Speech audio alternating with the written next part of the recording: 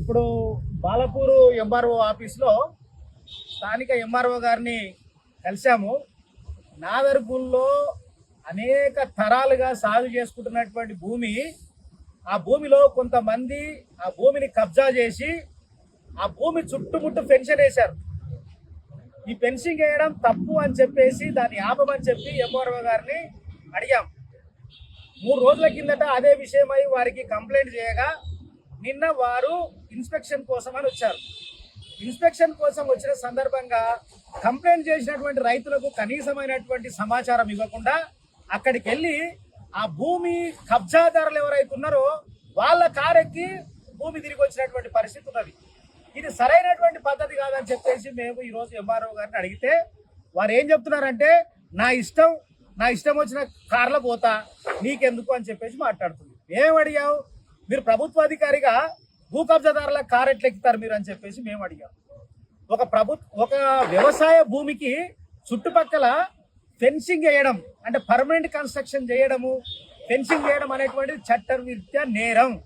అట్లాంటి కన్స్ట్రక్షన్ చేయకూడదు. కేవలం కమర్షియల్ ప్లేస్లకు మాత్రమే చుట్టూ పర్మనెంట్ కన్స్ట్రక్షన్ చేసేటువంటి అధికారం ఉంటుంది.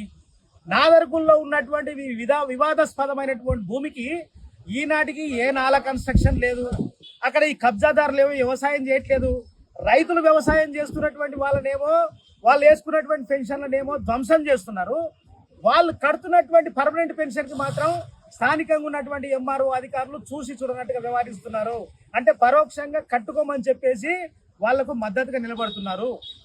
కనుక దయచేసి జిల్లా కలెక్టర్ గారిని అలాగే జిల్లా ఉన్నతాధికారులని నేను కోరేది ఏంటంటే, ఆ భూమిలో రైతులు అనేక దశాబ్దాల కాలంగా ఆ భూమి మీదనే ఉన్నారు. ఆ భూమి మీద ఈరోజు కొంతమంది ప్రైవేట్ వ్యక్తులు వచ్చి కబ్జాలు చేస్తున్నారు. న్యాయ వ్యవస్థలో ఉన్నటువంటి కొన్ని లొసుగులను ఉపయోగించుకొని పేదవాళ్ళు న్యాయ వ్యవస్థలో నెగ్గలేనటువంటి స్థానాన్ని ఉపయోగించుకొని ఇక్కడ జిల్లా కోర్టులో ఓడిపోయారు, హైకోర్టులో ఓడిపోయారు. అన్ని అయిపోయిన తర్వాత సుప్రీంకోర్టు కాడికి పోయి వాళ్ళకు అనుగుణంగా మేనేజ్ చేసుకొచ్చారు. పేదోళ్ళు సుప్రీంకోర్టు దాకా పోలేరు కదా. ఇగో ఈ రకంగా జరుగుతున్నటువంటి ఈ దుర్మార్గంలో ప్రభుత్వ అధికారులు, పోలీసులు ఆ కబ్జాదారులతో కుమ్మక్కైతున్నటువంటి పరిస్థితి ఉన్నది. దయచేసి జిల్లా కలెక్టర్ గారు ఆ భూమి చుట్టూ ఎట్లాంటి కన్స్ట్రక్షన్ జరగకుండా మీరు చర్యలు తీసుకోవాల్సిందిగా కోరుతా ఉన్నాము. లేకపోతే ఈ సమస్య చాలా తీవ్రమైనటువంటి రూపం దాల్చేటువంటి అవకాశం ఉంది. కనుక వాస్తవాలను పరిగణలోకి తీసుకొని అక్కడ ఉన్నటువంటి రైతులకి న్యాయం చేయాల్సిందిగా కోరుతా ఉన్నాం.